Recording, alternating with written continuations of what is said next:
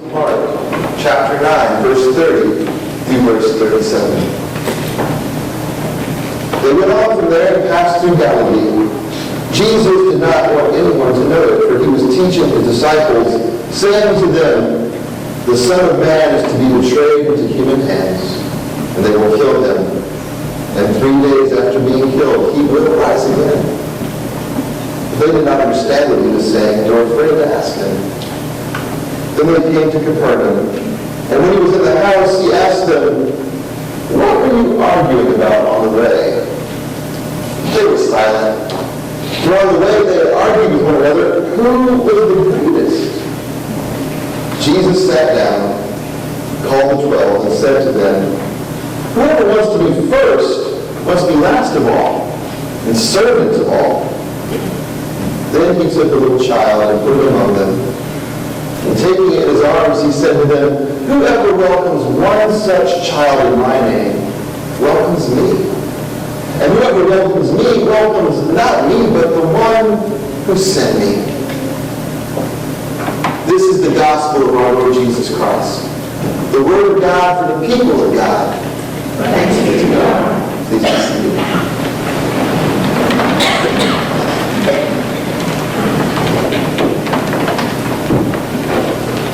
Oh, poor disciples. I don't know if y'all do this in Southwest Virginia, but I learned something in Georgia, and to a lesser extent in Knoxville. There is this Southernism when you just really feel sorry for someone and you don't quite know what to say. Bless your heart. Bless these disciples' hearts. My goodness. I read it and I'm like, guys, Jesus is like right there. Can you not get it? Of course, it's easy for me to say, I flipped to the back of the book. I know what's coming. It's so easy from our standpoint to kind of judge the disciples and to say, you know, you guys are just really not getting it. You're really not getting it. The thing is, though, if we put this into some context, I think we can get a little bit better idea of where the disciples are coming from.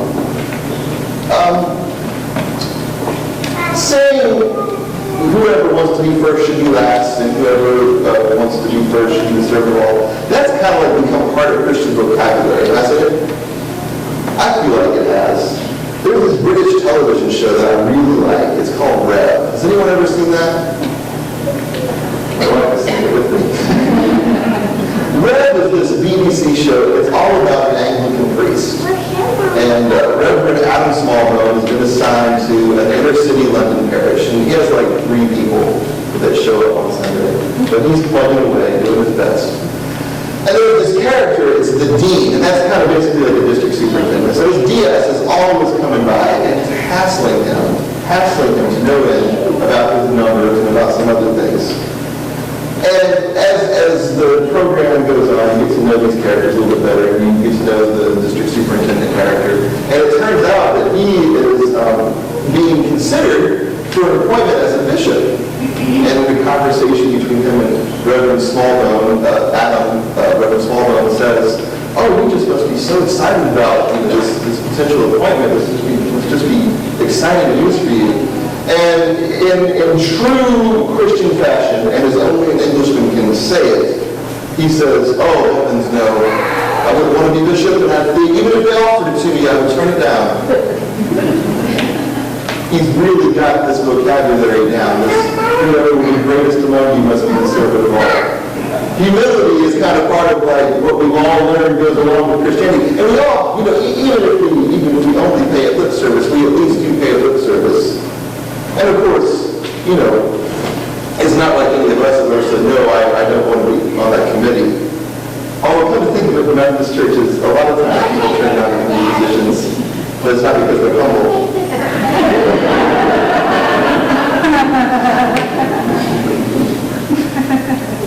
The point is that there is this streak of humility that runs through Christianity that we're all pretty familiar with. And it's easy for us to say, okay, yeah, I get it. If I want to be the leader I've got to be a servant of all. It's just part of how we view our Christian life. But I want to dig in just a little bit deeper for a few minutes and see if by digging into this idea and in shedding a different light, perhaps see something that we can learn today. First of all, I want to get back here to these disciples. I've blessed their hearts once already, but let's go back and take a look at these guys again. I want to defend the disciples for just a moment.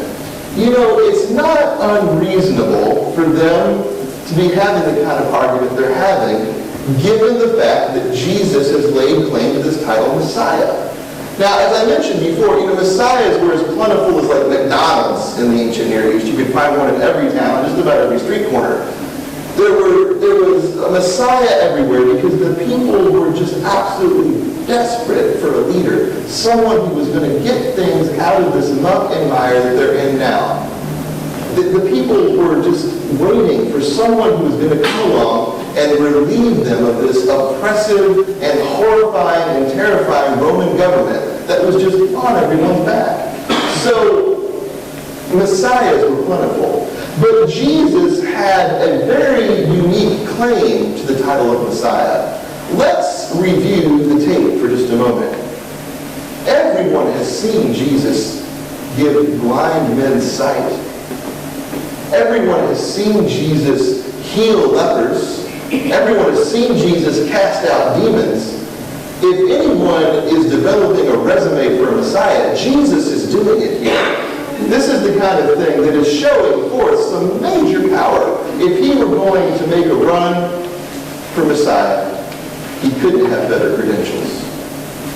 And so given that he has such a strong claim to this title of Messiah, and in fact, the disciples might even give thought to, we don't even necessarily need an army. We've seen this guy cast out demons. We've seen this guy heal blind people. He clearly has an inside track to God. Who knows what he can do?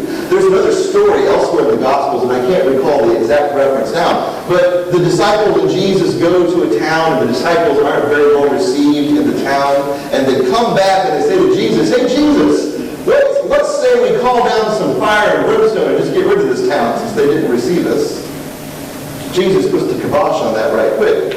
But the point is, the disciples are thinking, we only need a few dozen swords. Maybe we don't even need that. We've got a guy with a pretty decent arsenal here. We could take Rome. Let's march there now. Let's get things back the way they belong. Let's overthrow this oppressive government and put things back the way they're supposed to be. Are we all agreed that maybe the disciples might have a point here? I think they do. And if we take as a given that the disciples have seen Jesus' manifestation of power, they've heard his teaching and his grasp of the law and the prophets, they know this guy is probably the real deal when it comes to messiahs. So why wouldn't they, assuming that they're hanging out with the guy who's Jerusalem's next top messiah, assuming that they are hanging out with this guy, would they not start vying for position? Because if the Messiah is going to overthrow the government, he's surely going to set up his own. And so the disciples, thinking that this type of revolution is imminent, begin to discuss amongst themselves where they're going to land in this new regime. Now I can kind of, in my imagination, hear this conversation taking place. Matthew says, well, I have government experience. I've been a tax collector. I'll make sure the finances run smoothly. And we can all hear Peter probably piping up from the front, getting as close to Jesus as he can. He turns over his shoulder. He says, now listen, I said he was the Messiah before any of you all did.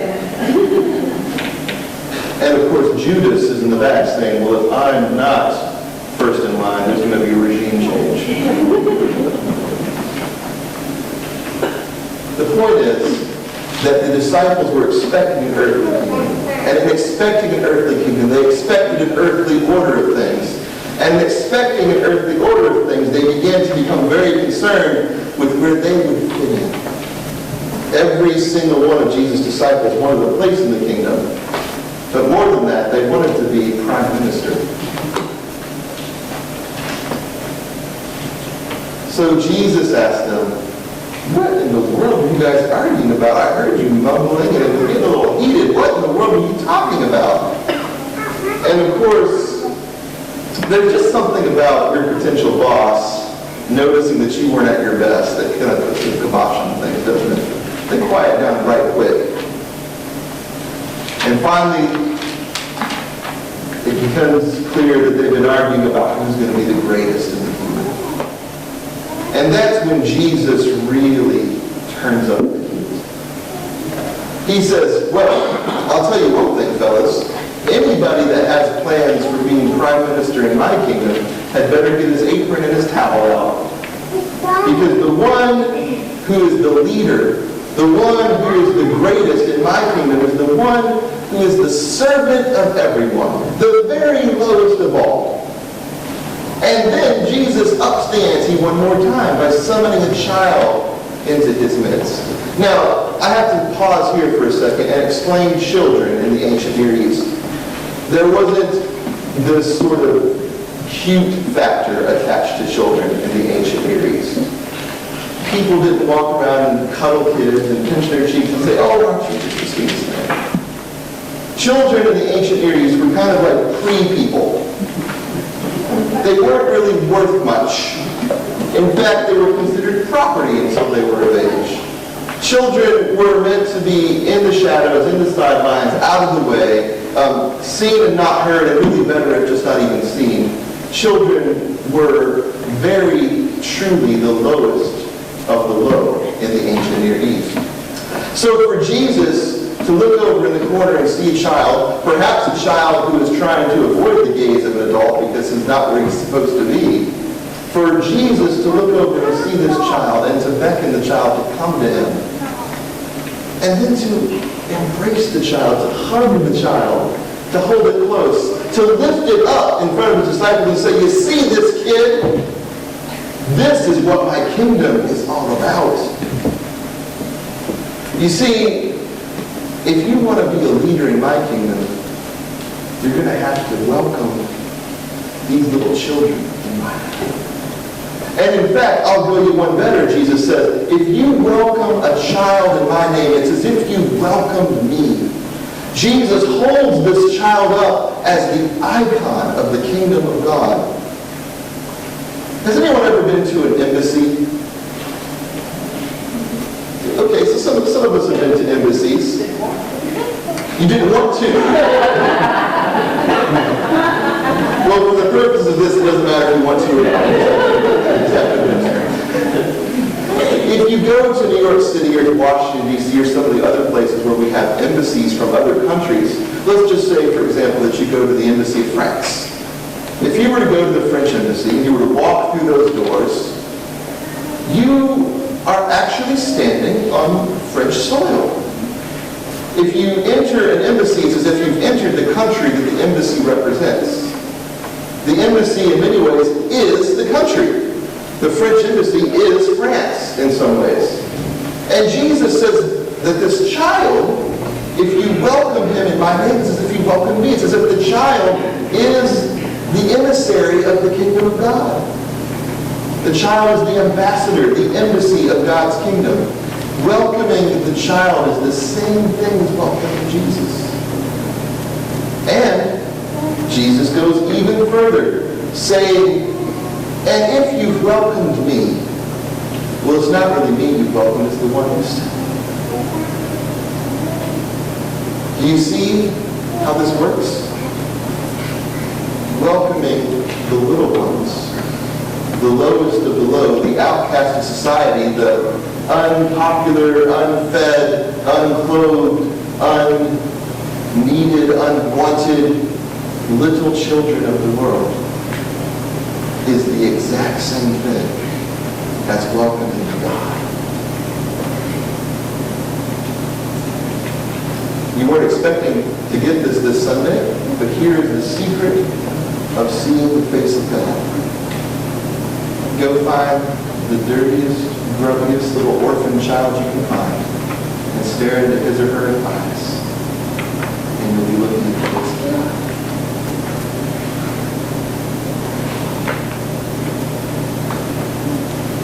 The gospel is held in this little child, Jesus says. And if you're going to understand the gospel, you have to be willing to welcome the little children, Jesus says. And you have to get your towel out and your apron, and you have to become the servant of all. And the word servant that appears here in this gospel reading is in the Greek diakonia. Diakonia. And that word means one who serves at the table. That's right. You have to be like the guy at Applebee's that refills your iced tea. If you want to be great in the kingdom of God, you have to be willing to become the table server. You have to be willing to reach out to the lowliest of the low and lift them up. You see, the gospel is a meal. The gospel is a feast. The gospel is a table that is spread before us all. And we are called as ministers of Jesus Christ, both those of us that officially represent the church and all of you. For you too are priests of Jesus Christ by virtue of your baptism. We are all called to spread the table and to become diakonos, servants, table servers, leaders of the gospel. We have to be the ones that are ensuring that everyone has enough to eat, enough to drink, that everyone's needs are being met. We are called to spread the gospel feast, to spread it wide, to spread it far, and to serve it to everyone. Even those who society has cast out, cast down, and considers to be completely unservable, and not only unservable, unlovable. We are called, my brothers and sisters, to bring this feast of the gospel to everyone. Here's some homework for you. This week, take a look through the Gospels and see if you can count up how many times Jesus eats, how many meals that he has. And then go through and see how many of those meals are had with very unsavory characters. In fact, I think you'll find that his meals with the Pharisees are pretty few and far between, but his meals with prostitutes and drunkards and tax collectors and sinners of every stripe are numerous. He calls his followers to the same ministry of sitting down at table, of sharing the meal, of opening the table, of offering the feast of the gospel to everyone, even the most lowly, even the most destitute, even those whom society has cast away as unneeded, as unwanted, as unlovable. We are called to take the bread and the cup to them, to offer the feast of Christ to them. And here is where the news gets even better, because Jesus promises in this gospel story this morning that when we offer this gospel feast, when we take this meal, when we open our tables to the least, the last, the lost, and the lonely, in that moment, we discover that we are feasting with Jesus himself. For when we welcome the little ones, when we open our table to the least among us, we find that we are inviting Jesus into our midst. For those who welcome the little ones, welcome Christ. And those who welcome Christ experience the presence of God. May we always strive to open our table to the least among us. For in offering this feast, we find that we ourselves are fed at the very table